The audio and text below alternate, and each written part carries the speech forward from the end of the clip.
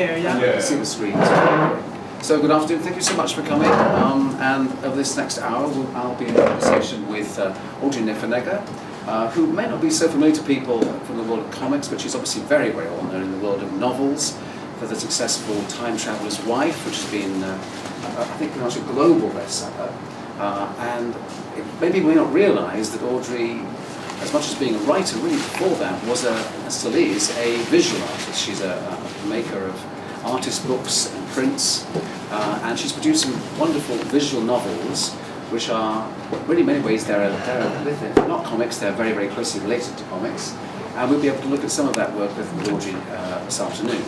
And I think, unfortunately, none of your works are actually available in German, are they, as I gather? Oh, but they are. Oh, but are they? Because I didn't think they were. I don't know. Are they available in German? My publisher is Fischer. In addition to the novels, they also published The Three Sisters, which was changed, the title slightly muted. Yeah, that's okay there. That's okay. And also The Nachtbookmobile, the Night Bookmobile, was translated. So there's two possible picture books. I didn't see them anywhere here because my publisher has not come to this. Right, but they are available. That's great. So they're out there.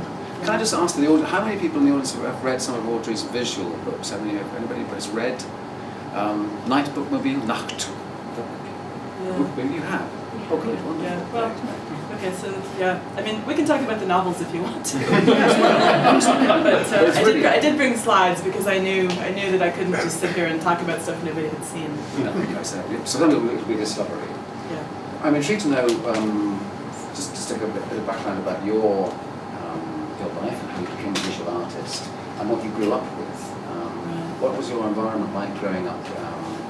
Were you surrounded by art and books and storytelling? Was it a very rich childhood? Yeah, my mother is an artist. She's a textile artist, and she makes quilts and sews and This is in Chicago. This is in Chicago, where I grew up, and so when I was a child, I had lots of picture books to look at, and my mother was very excellent about. She wouldn't let us have any coloring books. We had to draw our own pictures. Make your own so things. she was very enlightened and ahead of her time. And where were you? Were there some other, not necessarily incestuous, but were there some other sisters, or were you the only? No, child? I'm the oldest. I have two younger sisters, and who were a little perplexed when I made a book called The Three Incestuous Sisters and then dedicated it to them because it's not autobiographical. But anyway, so I've got two younger siblings who are not especially interested in the arts. And what are the age gaps between the three of you? Were you close in age, or? There's 3 years and 3 years. Okay, so that's fairly close then. Yeah, we're not very spread out. Right. But yeah, no, when I was little, I was always very interested in books, and of course when you're a kid you have the kind of books that have pictures in them, and so I just thought all the books in the world were full of pictures, and so when I was a kid I would fold up pieces of paper and I would illustrate, I would make little poems and things, and so from the time I was really small I imagined that I was going to grow up and make books, and that I would make all the words and all the pictures, and it would all be, these would be books. And who were some of the artists, I've interrupted you, but who were some of the artists, I'm intrigued to know what you were looking at that really struck you at that early age? Do you have vivid memories of particular artists? I'm wondering who they were. Yeah, there's, I don't know how many of these made it here to Germany, but there was this wonderful series about Francis the Badger, which had beautiful drawings, and then there was does anyone know Francis the Badger? No, I couldn't imagine that one. That's not even a commonly known one in the US. But yeah, I mean, Francis was great. Francis was always well-meaning but bad. And always had to be put right by her mother and made to do the right thing. But she would learn a little lesson every time. But yeah, that was great. Harriet the Spy, which I read when I was about 9, and I think that book has influenced more female American writers Donna Tartt also has mentioned this. She wrote The Secret History. But Harriet the Spy was about a girl who lives in Manhattan, and she keeps a spy notebook. So she writes down everything about everyone, and she's very frank. And she says whatever she thinks, and she doesn't censor herself. And she goes around Manhattan spying on people. And she sits in drugstores and writes about the other people drinking egg cream. And anyway, at some point in the book, her friends accidentally get their hands on this notebook and find out what she really thinks about them. Anyway, the thing that was so influential was that Louise Fitzhugh, the writer, also did the drawings. And the drawings are very spiky and edgy and odd. And they're black and white, and they're just wonderful. You can tell she probably had real people in mind when she drew them. And they're just crazy eccentric portraits of all the people that Harriet spies on. And does she get, what's the reaction to all her friends discovering that they're... Oh, she's ostracized, she's social outcast, and then eventually she has to apologize, which is not in her nature. No. So, Does it come across as a slightly moralizing fable that you shouldn't be doing? No, it's not. Not a kind of Struwwelpeter kind of warning to it. No, it's a little novel. Yeah. It's very complicated and very shaded and morally ambiguous. Yeah. So. Yeah. And just tell me about your father. Was he also involved in writing or drawing at all? No, my father is an engineer, and he's so not a reader at all. So yeah, I remember when I was graduating from art college, my father asked me, well, what are you going to do now? How are you going to make a living? And I'm like, I don't know. And he kept asking this over and over. I mean, every couple of days he would ask again, like I might have come up with an answer. And finally I said, well, I think I might teach, which I did. Although at the time I had no intention of actually teaching, but I just thought that's a possible answer. Right. And then he sort of went okay and went away and thought about that for a while. And then a few days later he's like, well, isn't it really difficult to teach? Are you sure? But what are you going to do? How are you going to live? And finally I just said, Dad, okay, the day after I graduate from art college, I'm just going to kill myself. and that stopped him from asking ever again. Because I mean, what could I say? I was 22 years old. I didn't know. Yeah. I didn't have a plan. Was there sounds like a little bit of pressure there, though, that you... No, he was just worried. He was really worried. Right, I think he was worried that I was going to come and live in the basement of their house forever. Parents do worry about that, don't they? Yeah. My younger sisters are very practical people. They grew up and they had like corporate jobs. And, yeah. And did you ever say, I want to write and draw my own books, and I'm going to become an author, stroke artist? Was that something that wouldn't have been the right thing to say? Or? Yeah, at the time that he was asking this question, this is one page spread from a book I made while I was an art student. The book is called The Adventurous, and what you're looking at is an etching and letterpress. So I was a printmaker. I still am a printmaker, but I specialized in etching and lithography and woodcut and those things. And so when I was an art student, I had a sketchbook, and I had been making a series of sketches of the same character over and over. And then I thought, well, that kind of looks like a character in a book, but it really had no plot. And the story that I made eventually was very dreamlike. How in dreams something will be happening, and then all of a sudden it just all goes sideways and something else is happening. And so this story has a very kind of disconnected, dreamlike feeling to it. But I ended up making, there are almost 70 etchings in the series, and I had learned bookbinding, and I had made this edition of 10. So for my graduate show as a student, I had produced this very large set of etchings and made a handmade book. So I was, at the beginning I realized that this is the dawn of personal computers, and nothing that a personal computer could print would look like that. It would be all pixelated. We're talking 1985 Yeah, here. so there wasn't very much high-res, high-quality printing. Yeah, and we had the worst possible color Xeroxing, so there was, the digital thing was not an option at all. So this book, I made this between the ages of 19 and 22, and the production standards were actually super high. You know, like in 5 years later, I would have made a Xerox zine or something, but at that time, I had the tools and I knew how to do it. So. And you were really drawn to etching, because it's quite it's a very demanding process. Yeah, I started etching when I was 15 because in high school, I went to a very large high school. There were about 4,000 students. Wow. And we had this glorious art department. And I was born in 1963, so the baby boom was just about over. But before me, there had been this immense number of students, and so they had my high school had a television studio. So that's America for you, isn't it? Well, it was impressive. Well, it was a funny high school because it had a very large population of students who were not well off, and then there was a little bit of a kind of rich neighborhood, and I was kind of in the middle, and so we just had this incredible place, and so there was an etching studio that was kind of abandoned and no one was using it. So the big influence on me is the English artist Aubrey Beardsley, who I discovered when I was 14. And my mother, I had a bad earache, and my mother brought him this giant stack of library books, and one of them was this amazing book on Aubrey Beardsley, who I immediately took to, because when you're 14, it was that beautiful combination of the gorgeous line and the mildly illicit content.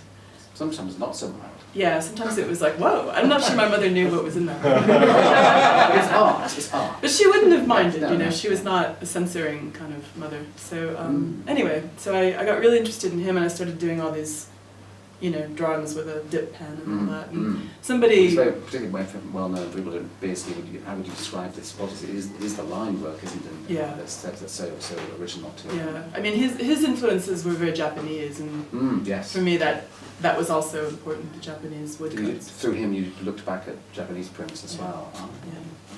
Yeah. So someone saw this and said, oh, you would really like etching, you should learn to etch. You should go talk to Mr. Wimmer, who was a teacher, Mr. Wimmer, Bill Wimmer, William Wimmer. So she just sort of sent me off to the art office, and I knocked on the door, and Mr. Wimmer actually answered the door, and you have to imagine him, a very tall, skinny guy who looks like an owl. And he had these big glasses that magnified his eyes. And, it's all about etching, isn't it? Must have yeah. his hands. Probably, yeah. He was very detail oriented, but anyway, he kind of stuck his head out, you know, like somebody out of Harry Potter, and said, "Can I help you?" And I said, "Well, Becky Heidemann said Mr. Wimmer would teach me etching," and he kind of looked me up and down, and he's like, "Okay." And we didn't have class. You got personal classes to I was tutored for 3 years after school. Yeah, I mean, he was like the angel teacher, you know. And because I did end up teaching later, I always tried to remember, you know, like pay it back, you know. Yeah, I guess I pass it on. Yeah. So anyway, so this book, The Adventurous, I was able to do because I had already been doing so much. You know, I'd had such good teaching. Yeah. And did that continue at our college when you left high school? Did you? Yeah. I mean, the early 80s was this funny period because in the 1970s, everybody who taught in the art colleges decided that they didn't really have to teach anything anymore. And it was really all about, you know, smoking in the cafeteria. So the challenge for the students was to find the teachers who were actually going to teach you something. Right. So I was specializing in printmaking and photography and painting. You know, I was very crafts-minded. Like I wanted to know how to do it. I didn't care about the theory at all. I mean, I don't mind reading a ton of theory, but really what I wanted to get out of art college was skills. I've known friends who gone to art college where they do find the whole. You've got to explain your process, or you've got to have all the art babble or art speak to sort of justify what you're doing. It's very frustrating, but it is expected of you up to a point, isn't it, in art college? Well, what subsequently happened was I went to the School of the Art Institute of Chicago, which actually is the same school that Chris Ware and Dan Klaus went to, but they are younger than me, so I did not meet them back then. Although I did go to Chris Ware's graduating show, which was quite amazing. he used to make these wooden puppets, these mechanical... Like sort of automatons, or sort of... Automatons, yeah. Kind of like that. Yeah, they were these amazing. models. Yeah. But anyway, so, you know, it was a good school, there were good teachers, it was just that you had to find them and then you had to sort of make them, you had to shake them until they gave you the thing that you were needing. But, and to work on the adventurers over that period is quite, you know, that was a real work of commitment on your part. Yeah. And you were also obviously very driven to do narrative work, to do you know, not just like 2 or 3 prints, but you know, a whole long suite of narrative prints. Yeah. Was that perfectly accepted, or was there some questioning of why you were so obsessed with making a narrative out of your work, out of your visual work? Yeah, the thing I was doing was so far outside of everything else that was happening. It was a period of neo-expressionism in painting. It was, you know, Julian Schnabel and some Kiefer, and you know, so everything was really big and really kind of fierce and you know, rough. And here I was doing these things that were sort of tiny and delicate. But I did figure out, if you're a printmaker, if you're an etcher, you're kind of limited by the size of your press. So I thought, okay, instead of making big, I'll just make many. So I thought, you know, cumulatively it will be big. I mean, I felt pretty good because at the end of each year when the students graduate, they give prizes. And I was given one of the traveling fellowships. Of course, right. So I actually came here. I was sort of on my version of the Grand Tour. And so you toured Germany in particular? Not particularly Germany, but I started in Amsterdam, and then I went to München, here, and then Italy, because I had all these friends who were fashion people, and they were partying it up in Milan and Florence, so we went and didn't sleep in Milan, and then we didn't sleep in Florence. But what drew you particularly to Amsterdam and maybe to Munich? I mean, were you also here to come and see art in museums and experience that work firsthand? Yeah, I started in Amsterdam because it was the cheapest airfare. Oh yeah. But by the time I got to Amsterdam, I was dating a Dutch guy, so that worked out well. Nice. Like he lived in America, but he was all excited because I was going to come to Amsterdam. So I actually went and visited his mom without him. She was great, you know. She lived in Arnhem, and so she took me all over, and you know, we had a great time without him. But I particularly wanted to come to Munich because of the Alte Neue Pinakotheken, which we're going to go see again this afternoon, 30 years later. So, you're saying that they've got some wonderful jewelers there. Yeah. So, I mean, all my memories of Munich are of either being in these museums or of messing up riding the tram system and getting yelled at by the person whose job it was to yell at you if you didn't do it right. So that's all I retain really of that trip to Munich. But anyway, yeah, we went to Paris. You know, I had a month and I just kind of kept moving. So. Wonderful, wonderful to open that up to you. Yeah. So that was pretty great. The next thing I did after I was not a student anymore was this book here. This isn't a very good slide, but it gives you some idea of what the outsides of my books look like. This is your handmade edition, isn't it? This is the handmade, yeah. This is full leather. I'm printing aqua tints on calfskin and coloring it with silk dye, and it's all hand-bound. The paper is all handmade. The prints look like that. Does the calfskin add texture? No, the calfskin is really smooth. Okay. If you wanted texture, there's many other leathers. Yeah, so you chose it. What made you choose that? I'm a bit squeamish about that. I don't like to eat veal. No, but I don't like to eat veal. It's pathetic, really. But I mean, they're baby cows. Yeah, they were baby cows. You know. I feel very bad about it. Do they? I mean, essentially, this is made. I mean, they don't. If you have the meat, there is the skin left over. Right. So you could argue that it's a byproduct of having the veal, is to have the skin to make the print on. Yeah. Well, there's this whole movement in restaurants these days of, you know, of nose to tail eating. Oh, so yes. you could imagine, well, we're not going to eat the leather, so we might as well make that. It could be used. Yeah. So. I'm interested also with this because this is a whole other world as well as amongst your various worlds. This is the artist book world. This is which the is a world of whole artist books. other world from, Right. it overlaps with other things, of course, but it's Yeah, I from should very small interject. editions, isn't it? Yeah, I should interject that I was doing comics when I was in high school, so Ah. I don't have. I wish I had some slides of those, and I really should scan them all. Were but- they in the college paper or something? Yeah, they were Yeah. very punky, new wavy things. Wow. Yeah, they you know how Posey was talking yesterday about that they gave her all the little leftover spaces Yeah. in the newspaper. Mm. That was what I was doing. I was filling in the bizarre pockets of space. Oh, great. But you had a regular, like a newspaper strip format in the paper? It wasn't a strip. It was No. like literally odd corners. Ah. You know, like they might lay out the type in an arch, and then I would have like the corner areas, or you know, occasionally they'd give me a whole page, but Wow, excellent. yeah. Now this is a very ambitious project, again in terms of very time-consuming. Yeah. I'm puzzled how, did the story have any kind of organic evolution, or was the story there at the beginning and then you go, okay, I've got these next however many pictures and years of work to then illustrate, or were you able to, was it somewhat able to be improvised or adapted as you went along? Was it Yeah. How planned was that, is what I'm asking. Yeah, the Three Sisters was, I started by outlining it, Mm-hmm. and then I had a little book and I was making roughs. Mm. And then eventually I abandoned the little book and made nicer roughs that I could rearrange. And so I was able to change the story somewhat. There were bits of it that I cut and added and stuff. But this book took 14 years. Not because it was such a complicated story, but because it just took a long time to produce. Mm-hmm.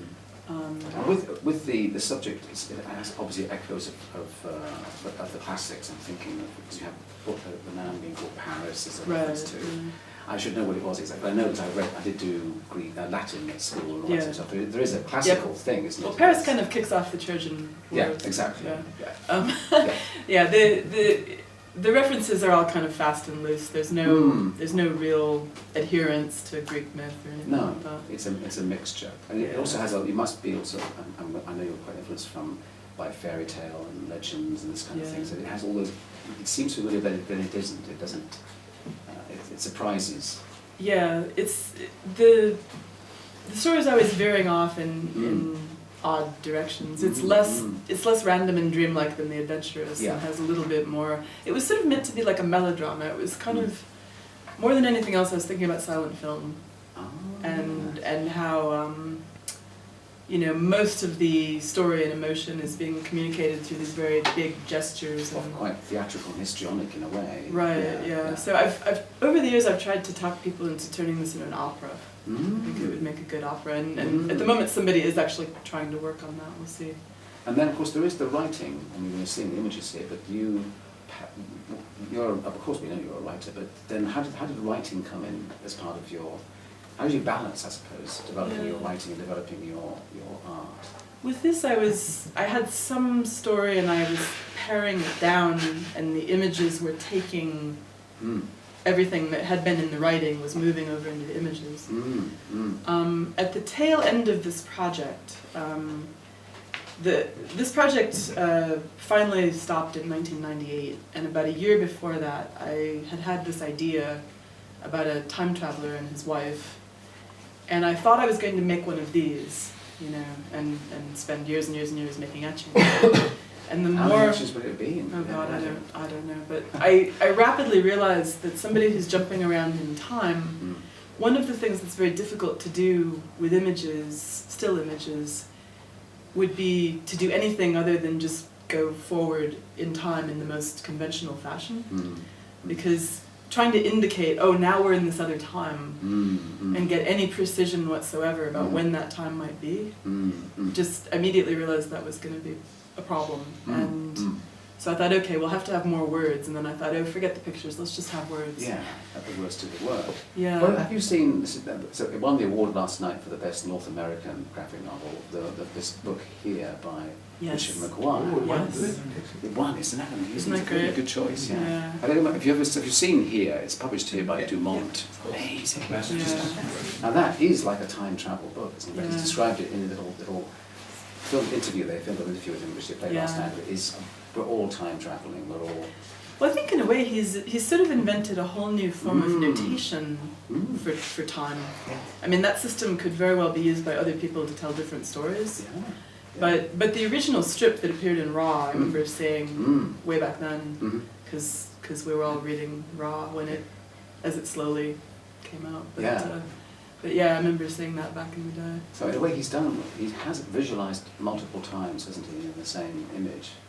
Yeah, well what's so great about that is the feeling of everything being, everything happening at once. And in fact in the same corner of the room, of course, it's all focused on one fixed location, isn't it? Yeah, the idea that the one place can be so rich because it's experiencing all these different times.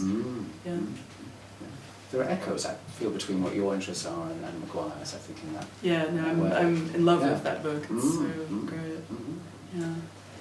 Anyway, and as you were making this book over 14 years, were you issuing some of the aquatints? How did people see? Did people see anything of their progress? Yeah, exhibitions, every now perhaps. Yeah, I mean, I would make extra prints and I would put them in shows and put them down in my gallery, so people could see that I was doing something. Right. And I made paintings and I made all these other things. And you were making these. You left art school by this point. So where were you doing your work? Where were you making things? Somewhere during the duration of the Sisters Project, I went to graduate school. So graduate school came and went. I started teaching. I started teaching when I was 23. Is this at Columbia or? No, I've worked at Columbia for many years, but I went to graduate school at Northwestern University, which is got a very tiny art department in the midst of a gigantic university. I mean, they have a medical school and all that kind of thing. It's very funny to be doing something so niche and nobody even knows you're there. It's okay, you know. And because I know that where you now live in Chicago, you've got perhaps you could describe your is it the bat cave? Is it in the basement? Is it in the basement? It is in the basement. It's in the basement, yes. You don't go down a fire pole to get to something. No, it's actually all white. Okay. It is your. It's not very back here. You don't have all your own printmaking facilities in house, literally. Yeah, we cut a hole in the side of the house to get the presses in. They wouldn't fit in the door. So I'm never going to move ever. That's it. And when did that happen? When we were able to make that transition to saying I want to work on prints for myself? Was that part of during this process or later? That was a long time ago. I've owned presses since 1987. Because if you're a printmaker and you don't have your own presses, you're at the mercy of other people's studios. It would be like if you were a writer and you had no computer and you just had to like write in your notebook all the time, wishing that you could go get a computer and type it out. So yeah, the press is kind of a necessary thing if you want to do much. You've got to have the space for a press, though. Although I know plenty of people who rent. Chicago is kind of great for artists because there's lots of former factories. So it's not unlike Berlin, really. I mean, there's a lot of big cheap space, which makes for a very nice art scene. But yeah, no, you just have to have somewhere to put it. That's all. Right. You don't need a bat cave or any space of your own as long as you're able to move it. Yeah. Wonderful. So. Now, for many people, obviously here tonight, I should say, they're for many people as a novelist far more than as a visual artist. Is that something you would like to correct in some way? Is there a way that people should see you as being as much a person that draws and makes pictures as writes? I'm happy if anybody connects with any of the work. I don't go around going, hey, no, not that, this. Yeah. But has there been talk of you doing any other visual adaptations of your existing writing? We might get on to you adapting, for example, The Night Bookmobile, which I know began as a short story. Yeah. Some of the things I've done have been in more than one form. I'm sitting here flipping through By the way, I want to tiny mention book. one thing. I'm sure you've seen Paul Delvo's work. I'm just looking at that. I'm thinking, it's not Paul Delvo. Because you have that pink, don't you? He does. Yeah, the lady running around in the nightgown. Yeah. This is I saw the most amazing Delvo exhibition in Brussels a few years ago. And one of the things they had was it was by Delvo, but there was a famous Musée Spitzner where they had this wax figure of a woman sleeping and you could look through and you could see it, and she was breathing, and I think it was whether it was by Delvaux or Delvaux was inspired in his paintings to make this, to make paintings about this. It was a famous sort of creepy, sort of funfair kind of thing that was happening at that time. Yeah, I don't know about that. And he's one of the artists, again, Delvaux, I think, is someone who we've seen little bits of, I certainly have, but to see a whole retrospective is really astonishing of his work. Yeah, no, I've seen his stuff here, there, everywhere, but never all collected. And I was looking up to see who else you were inspired by. You mentioned Beardsley and others, but there's one artist I'd never heard of, and I'm very embarrassed to have her name something. It's Varro, Remedios Varro. Varro. She was... Why don't I've never heard of her before. Did you look her up? Yes, of course. She's amazing. Amazing. She was a Spanish... Who's heard of Remedios Varro? Yeah. Well, write it down and go and look her up. She's she's astonishing. Her main medium was egg tempera. She was one of the surrealists. She was Spanish and she lived in Mexico. She died in the 60s, and her work is...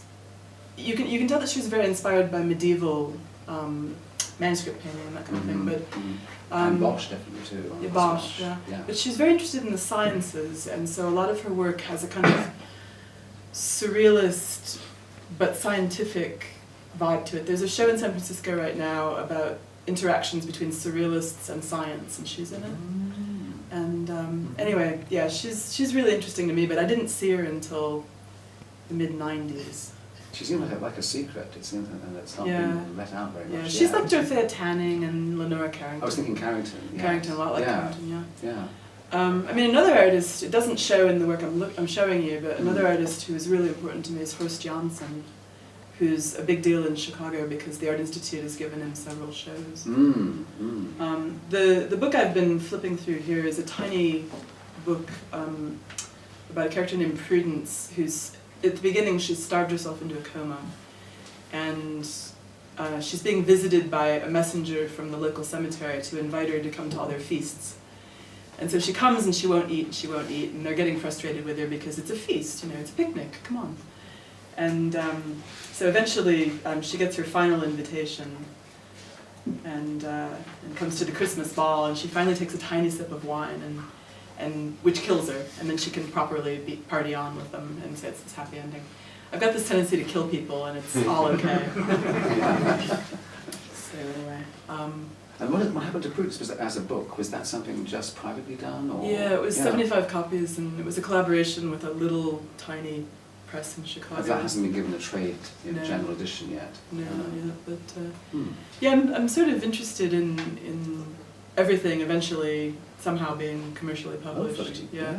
For a long time, I didn't really have access to commercial publishing. Like after I made these big fancy books, I made color Xeroxes of them and sent them off to all the different American art presses, you know, Abrams and Chronicle, and I got back the most flattering rejection letters. And I think the basic problem was that it was too weird and it didn't have a category, but also the production costs were so high. But you know, flash forward, and now we have gorgeous, wonderful printing in China and Hong Kong. So suddenly we can have all the beautiful color books. Yeah. But were you involved in the artist book world? Did you exhibit it, because there are fairs, and I've seen where you, and so there was actually a price. Did you sell any of your editions of 10? Yeah. So what sort of price would they sell for? Was it? I know they must be expensive because of the sheer amount of work and craft put into them. Yeah, the problem is, in a way, you can't charge enough. You know, you can make more money selling the individual etchings. Yeah. But yeah, like one copy of The Three Sisters in 1997 or 8 would sell for $10,000. Which even at the time I was like, oh my god, this is not enough money. Even though it was a fortune to me, I was so poor. I had no money at all. Well, in the world of fine art, that would be absolutely a bargain, of course. But in it's the whole weird thing about artists' books being neither art. Well, maybe they're art, of course, they're art books, but they're caught between the two, aren't they? Yeah, they're very labor intensive. Yeah. If you think you might like to collect something, it's a good area to collect in because you get all these amazing handmade things for hardly any money. Do you actually collect artist books? Oh, sure, of course. Yeah. Because I love them, not just because they're cheap. Yeah. Otherwise, it's institutions. I know that the V&A's got had, or maybe still has, a very good collection there, and they actually go out and purchase them. So sometimes the only way to sell them really is to institutions that collect these extraordinary books. Yeah, the biggest problem I think is there's hardly any way to see them. No. Yeah, if you know about it, you can go to the museum and you can ask to see it, and they'll put it in front of you and look at you very suspiciously, like, what are you going to do with it now? You know, give you some gloves, of course. Yeah, like you can't like have a coffee while you're.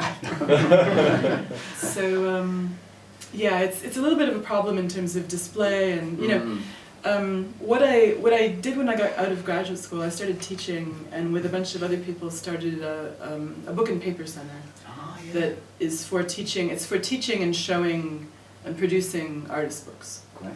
So this is at Columbia College in Chicago, and it's you can make paper, you can bind books, you can do all kinds of printing. And so that's been nice because the students that we taught have spread out, and now they're teaching, and so it's kind of making the field bigger, but it's still tiny, and most people still don't know about it. And obviously everyone could share the facilities and the equipment, and not have to have it in their house or go somewhere else. Yeah. That's a nice system. And that became a kind of like a little this extended family of creators all working together. Yeah. So that was lovely because in the United States and also somewhat internationally, everybody it was such a small field that people mostly knew each other. Yeah. Having been to some artist book events and fairs, and there are obviously many ones in London, either the Artist Book Fair in London, they can be rather frustrating because not just the prices, but you think it's just a shame these things are so hidden and such a small quantity of them. Yeah, so that's the disadvantage. Is it's kind of a secret world full of amazing books. It's even smaller than small press, isn't it? Well, it's so funny because comics people, they tend to be like moan, groan, you know, this and that about comics, and I'm like, oh fuck that, you know. Artists are obscure. Even more obscure. So you know, I mean, it's all a matter of degree and. Well, there are very few small press comics made in editions of 10. I'm not aware of them. No, I think anyone with access to a Xerox machine would make at least 100. Yeah, exactly. But yeah, so anyway, it's all. I mean, everything has its advantages. I mean, in artist books, you're very free. Yeah.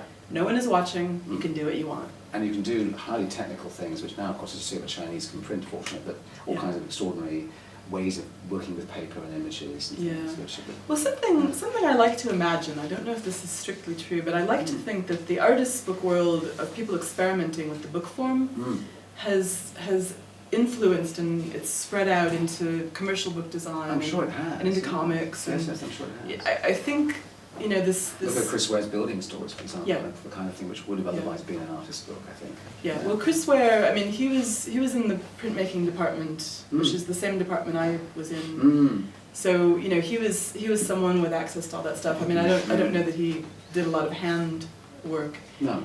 But if you look at his early boards, he's doing his own color separations by hand. So, you know, he was doing letterpress. Yeah. So, I mean, I think it influences the way people imagine their work, even if they move away from that technology. Now, I hadn't realised I didn't realise that the Night Bookmobile is, as it says here, of course, I should have noticed it, it says the library chapter 1, so there are other chapters to come of this. There are secret chapters that no one knows about. You're actually working on the next part, which is to do with moths. The title of this, or there's a story. This is something you could actually see because it's online. I did it for The Guardian, and so it appeared weekly in The Guardian. I was taking Posey Simmons' slot, so no pressure. And they said, oh, you know, can you do a comic? And I'm like, oh, sure, of course I can do a comic. I know all about comics, in theory. So I was trying my hand at it's kind of an odd thing because I'm not adept at Photoshop. So this was a very uneasy marriage between trying to set type on the computer and then do all the work by hand. So the originals, the originals look just like this. You can frame them and they put on a wall and it's just like that. It's gouache with digital typesetting. So all that sort of whiteout background effect is something you've done digitally in Photoshop to lift the text out of the image. There's yeah. no hypnosis the at all. only Photoshop is for layout. Yeah. So yeah, there's no coloring by Photoshop. It's No. all, yeah. Yeah. And of course, the Guardian looked at this and kind of went. Later, when Abrams published it as a book, they would not abide by typesetting. They're like, we have to replace your typesetting, and I'll show you that. And this is what it looked like when it ran in the Guardian. The story is about a young woman who's had a fight with her boyfriend. She's wandering around in Chicago in the middle of the night in the neighborhood that I used to have my studio in. It's a warehouse neighborhood. Mm. And she comes across this camper, this Winnebago caravan camper, Mm-hmm. and the man sitting in the driver's seat sort of beckons her in, and she peeks in and realizes it's full of books, and she's sort of like, well, okay, that's safe probably.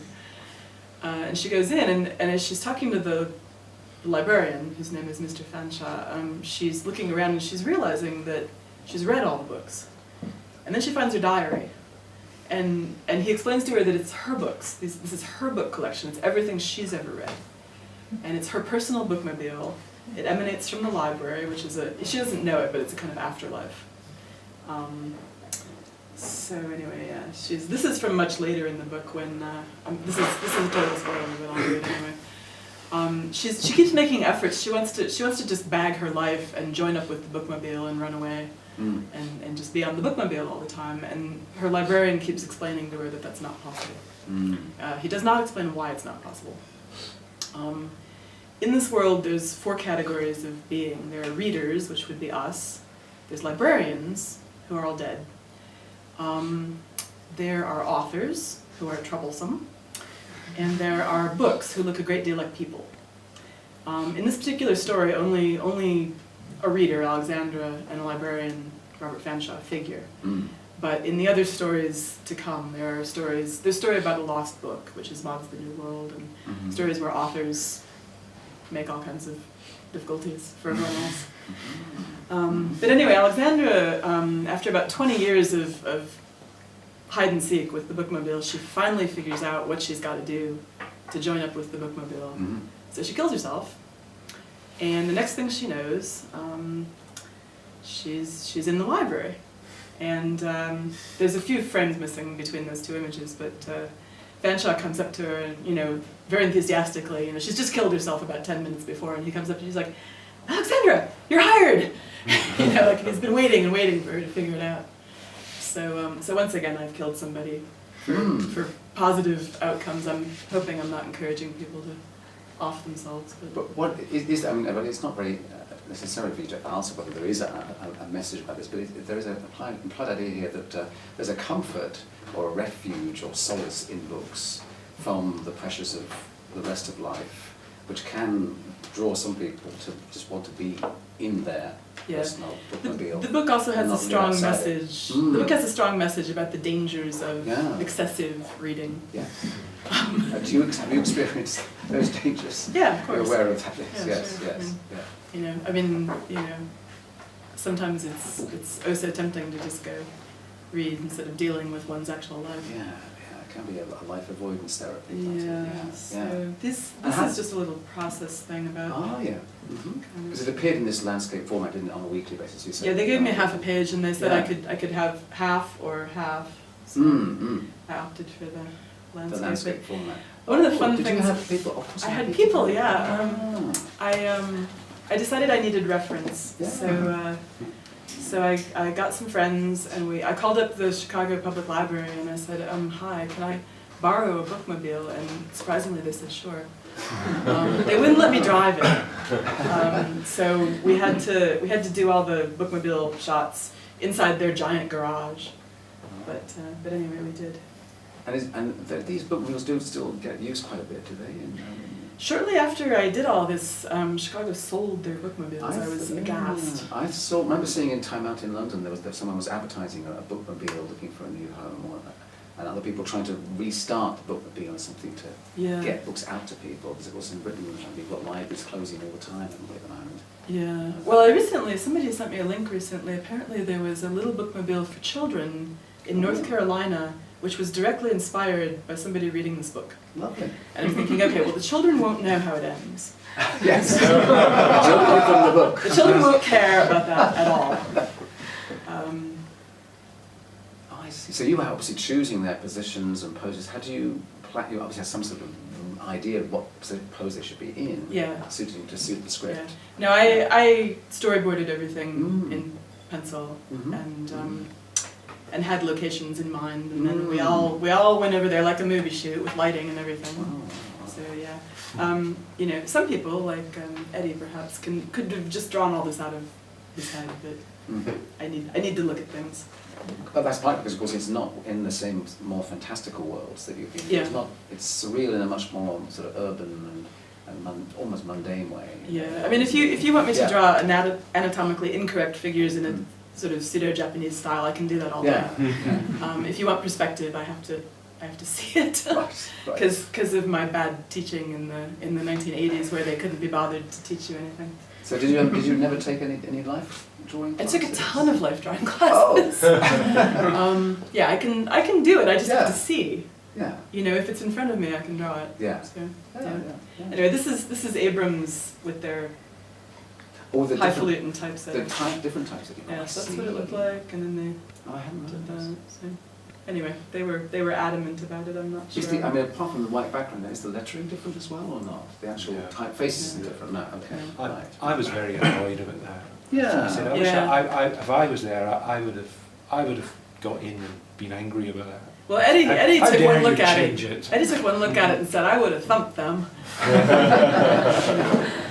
The reason being that the lettering was the first thing on the page, and the pictures were created around the lettering. Yeah. And to remove the thing that was at the centre of the composition seemed to me a crime. Because they kind of disappear, don't they, into the Obviously, in foreign editions, they've got to redo it. Yeah, Charlie was basically going my way or the highway, so I was like, okay, I'll do you. And you said you made some comics before. This is obviously where you've got, as we see here, so you've got three balloons. There's panel successions, multiple images on one page, all that kind of stuff, which you generally hadn't done much of before. I don't think. No. I mean, if you look at the whole thing, you're looking at me just going, woohoo, layouts. So yeah, the opportunity to do pictures within pictures, and so one of the. I know you have read comics and you enjoy and appreciate the language of comics, but this is you applying them, and in a kind of fairly high profile, high visibility space. It would have been better to go off and quietly work in obscurity for a while. And how about the weekly deadline? That was also something I imagine a bit different. I got as far ahead as I could. Yeah. I think for most of it I was about 5 weeks ahead. Right. Which isn't very far ahead. It's scary. Yes. You know, it was okay. I mean, The Guardian gave almost no guidance whatsoever. They were just like, whatever, and no feedback either. So no clue. You know, if they liked it, they never said, and if they didn't like it, they never said. But. So what are you looking at for when the opportunity comes to do the chapter 2? Is that something you had in mind over the next 5 years or something that you might be able to fit that in? Or? The form I'm actually working in right now is linked short stories. So I'm actually just writing it all out as prose. The Guardian began as a prose story anyway, didn't it? Yeah, The Guardian published the second installment as a story, and that's online also.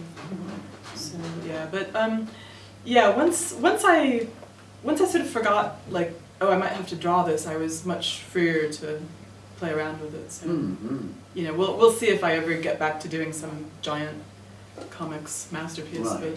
But for now on, the rest of the chapters will be in text form. Eddie and I are doing a project where I've written a bunch of short stories and he's adapting them into comics, which is very interesting because, of course, far more experienced and thinking about it entirely differently than if I did it myself. So.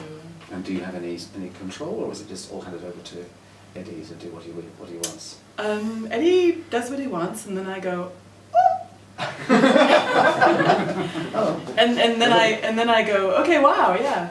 But there's always that moment of adjustment, like, okay, I totally didn't see it that way. The second one we did, there was a character, the main character, this woman who I never describe in the story. I had a vague notion of what she looks like, but I don't say what she looks like. And I gave it to him with no instructions at all, and then he he made her, and I was like, okay, yeah, that's totally what she looks like. It was so exciting. It was like, whatever I had in mind before just vanished. Yeah, yeah. It was great. That is a problem, isn't it, with comics? Because so much of the time you have to draw characters. There's very few comics where the protagonist isn't illustrated. Yeah. And in novels, of course, so much of the time, I think even Flaubert said he never wanted Madame Bovary to be illustrated. He wanted people to build their own impression of her. Even to the point of not wanting, the typical modern paperback of Madame Bovary would have a classical painting or an illustration or something, and they would, that's what she looks like. Right. And that's hard to achieve in comics. It's not impossible. Yeah. Have you ever thought, because you may be aware there are very few examples of subjective comics, where Sure. if you want to just see everything through through the eyes of a character, that leaves that character invisible, and the reader could, in theory, then Sure. be feeling more inside the head of the character. Would that ever Yeah. intrigue you to try and do? That could be interesting to... Possibly. I mean, I write like that all the time. The thing I'm working on now has bajillions of point of view characters. Yeah, and it's lovely because of course they can all see each other. So you do get to see everybody. You just don't have to. You don't have to have that terrible thing where the character looks in a mirror and goes, "Oh, I'm looking very swarthy today, and my hair is doing this, and my eyes are blue." All the stuff that you don't think about vis-a-vis yourself. Yeah. Yeah. Yeah. It's something with my students. I'm always having to break them of this habit. Like, okay, no reflective surfaces. Yeah. No catching sight. Yes. In shop windows. No self-description. Yeah, it's tough. Yeah. Anyway. So what are we looking at? This is work you've done. I did a as couple. editions? I did a Penguin, as you may or may not know, has been doing this enormous series of book covers where they ask comics people to do classic book covers, and so Chris Ware's done it, and Clowns just and everybody, and lots of people. Yeah. Art Spiegelman, yeah. So as literary, I was super flattered to be asked. Like I thought, okay, this is my sort of honorary inclusion in that gang of people that I only barely belong with. And did you request that one, or did they put you? Yeah, suggest the Penguin people got in touch and they said, would you like to do this, and you can have Persuasion by Jane Austen, and I was like, yeah, because that's my favorite Jane Austen novel. And I came up with this image, and they said yay, and I did it, and they said yay, and everything was great. And I thought, wow, that was easy. Because I don't do a whole lot of commercial illustration, and I'm not always very good at being art directed. No. So that was like the dream experience where everybody was happy. Then they said, wow, that went so well. How about if you do Sense and Sensibility? And what I am showing you is not exactly the version that was published. Because they looked at this and they're like, oh, is that supposed to be tea? And I'm like, yes, because I drink my tea super dark. And they're like, oh, well, those hands, they look like corpse hands. They're like dead hands. And I'm like, well, she has been dead for quite some time. And they're like, Jane Austen people are not going to buy this. And I'm like, okay. It's not the chocolate box of Jane Austen, is it really? So they were totally happy with everything except the colouring. So I gave them leave to go in and tinker with it. And so the pink is pinker, the hands are flesh coloured. The coffee, the tea is not coffee coloured, it's more like, tea coloured.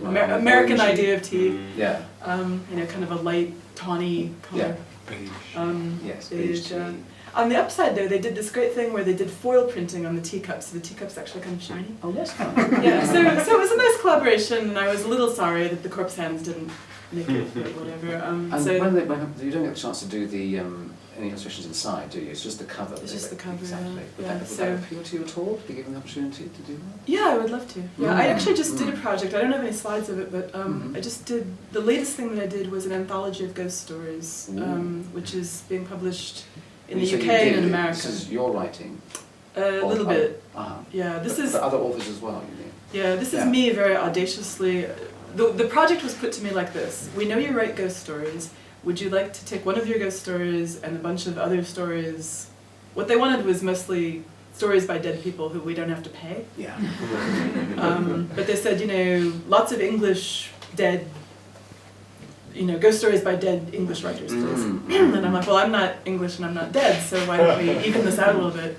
So in the end, it was it's Edgar Allan Poe, Edith Wharton, me.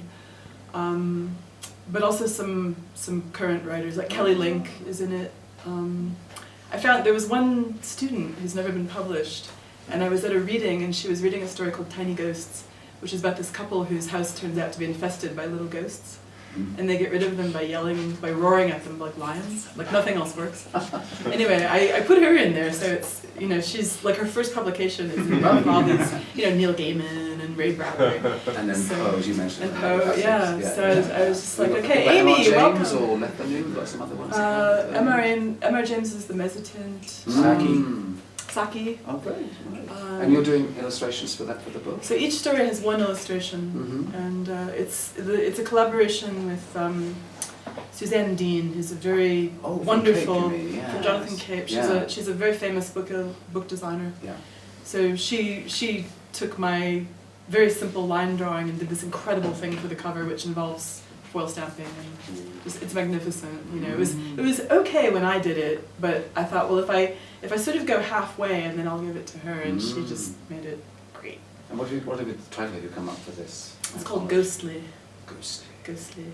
So it's coming out around Halloween. Wonderful. So yeah. Wow. Anyway, so nice project. Nice project. Yeah. So. I want to mention also about, we haven't got to Raven Girl, we're actually running a little bit tight on time. We probably should let people ask questions, because they're probably wanting to talk about. Shall we? Time traveller. Well, you can do it at another talk. I think we're at a comic festival. Popular demand. What do you guys want to talk about? Do you want to talk about Time Traveler's Wife? Or should we? Or I could just sit here flipping through slides and we could talk about Time Traveler's Wife.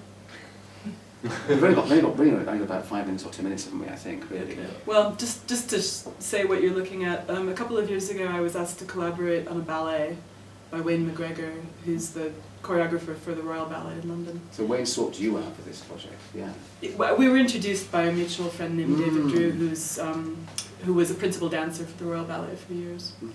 And what Wayne liked was the whole aquatint thing, so what he wanted me to do essentially is go back and imitate myself from the 80s and 90s. So this is like a throwback kind of project. Because as you moved away from doing aquatints in that sense. I was still doing aquatints, but in a somewhat different style. Yeah. And he really wanted that thing that I had been doing. So. And the collaboration was, how much did Wayne McGregor get involved with you in terms of discussing the elements, or were you given free rein? Wayne is extraordinary to collaborate with, because he wanted a fairy tale. I said, what do you want? He said, I want a dark fairy tale. I said, okay, excellent, I can do this. So what I did was I came up with a story about this girl whose parents are a raven and a postman. And so she comes out of an egg, but she looks like a girl, but she feels like a raven. So it's this kind of it's like a transgender story, except for trans species. Yes. So anyway, so her whole life she just doesn't feel quite right, and she's a little sad, but she's okay. And she can't talk, she can only make raven noises. So anyway, but then she runs into this scientist who agrees to grow her a pair of wings and attach them. So she's going to have, raven implants, I guess. Yeah. She's going to be a raven. So here she is with her wings, looking pretty pleased about it. And anyway, but in the meantime, this boy has this crush on her, and he's so upset when he sees her with the wings that he ends up killing the scientist, the doctor. Because she gives up her arms to get the wings. She gives up her arms to get the wings. Yeah, it's like a real fairy tale where you really have to give up something important. This is a recurring theme in Audrey's work, the sacrifice that a character is prepared to make to get something, like in the Bookmobiles. Yeah. She kills herself in order to be on the eternal book carriage, So right, there's a price I gotta to be say paid, that if I could guarantee that I would end up in like the library of all libraries forever, I would do it. What would you sacrifice? Maybe not right now. What would you sacrifice? leave it a while. That's your life, you mean? Maybe, but not right this minute or anything. Don't worry. But anyway, yeah. So after this terrible murder of the doctor, she ends up going back to live with her parents, and meanwhile the local raven community has heard about her, and this is the Raven Prince showing up at her parents' door to find out about this girl, and so she gets her prince. And so everybody's happy except the scientist and the boy. But in the ballet, this one print turned into 10 minutes of this amazing duet. So anyway, they're restaging it again this year. I saw it's coming in October, isn't it? I didn't see it first. I'm hoping to see it. To see all this on stage as a ballet will be quite intriguing. Do they incorporate your images into the ballet? Are they projected in some form? They projected one, but what they basically did was they remade them in characters and stage sets, and and I gather it's not something that Gravett is known for, doing narrative ballet. No, he's almost exclusively abstract. So there was a lot of scrutiny of him. I think he was feeling pressure to do something super amazing, and he did. Yeah. And then of course all the ballet critics came out and went, "Rah." And I was like, oh my God, Wayne, they were so mean, it was so great. And he's like, oh, they always do that. Yeah. Well, I suspect perhaps in some ballet circles, and certainly amongst ballet fans, there may be some resistance to the narrative. There are kind of two camps in ballet. It's not unlike the comics thing of superheroes and not superheroes. Right. It's like the narrative thing or the abstract thing. Yeah. And I think most people can like both. You know, there's no law about it. But, Never the twain shall meet. Anyway, so. And you're working on, not so much on visual work now, I know you're writing a new novel. I'm writing a sequel to The Time Traveler's Wife, which is for Alba as a grown-up and her two husbands, because she's a bigamist. And do we have a title, or is it all under I think I have a title. The title, I've been going with a title for a while now. It's The Other Husband. I never say which husband is the other husband. It's always the husband she's not with. They're both the other husband, depending on time. Sometimes, I see. So, yeah.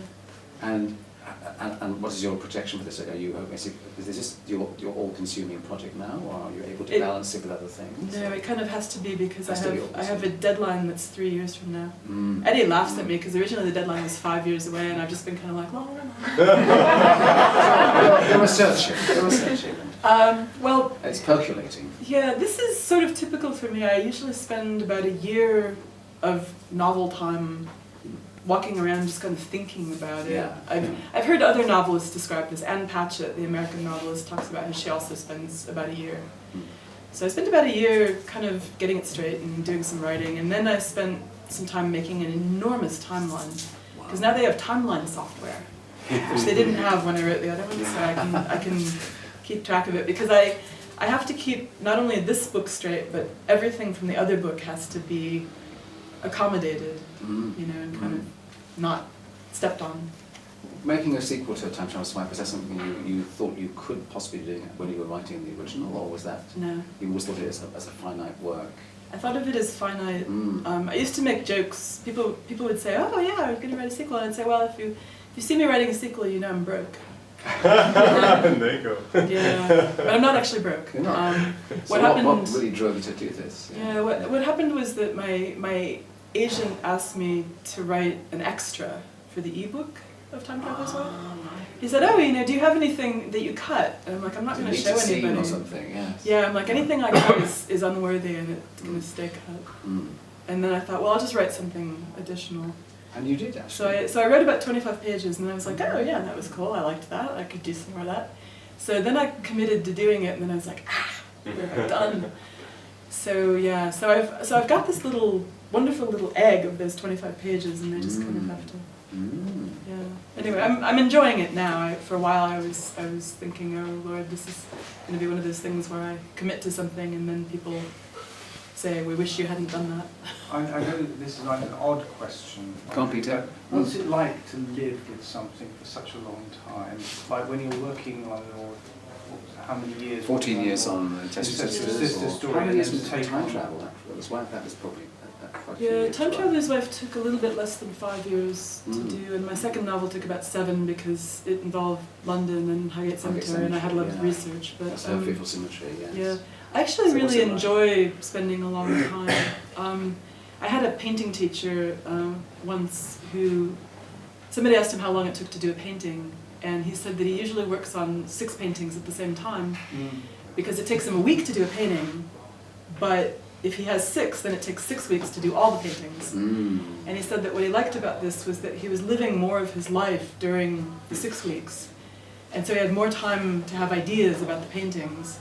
And I find that that's true. These large projects, you can build a lot more layers in and have a lot more ideas and make the book more rich because you take so long. This does not make my publishers very happy.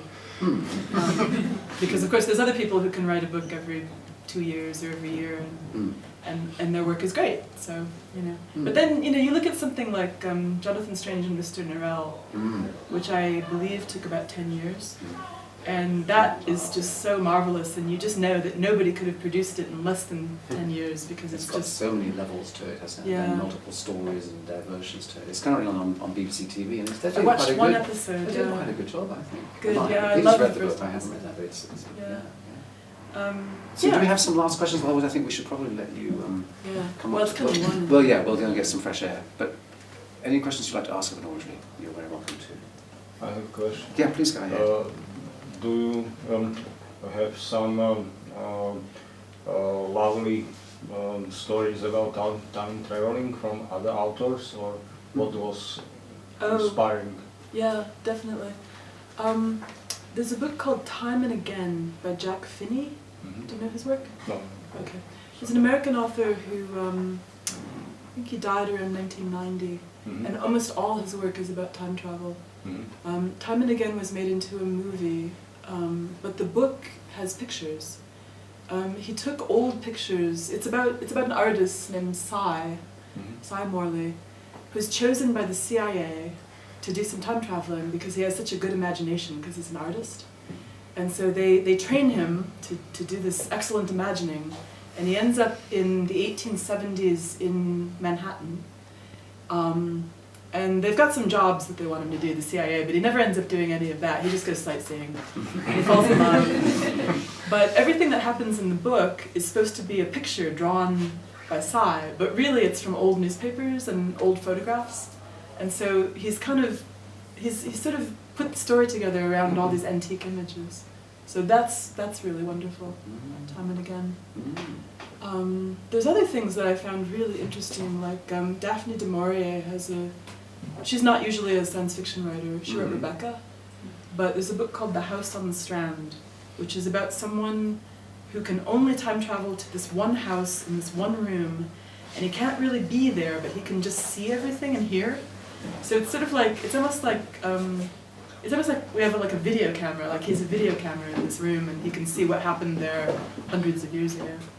That one's interesting. But yeah, then there's just things like Back to the Future, which I really loved.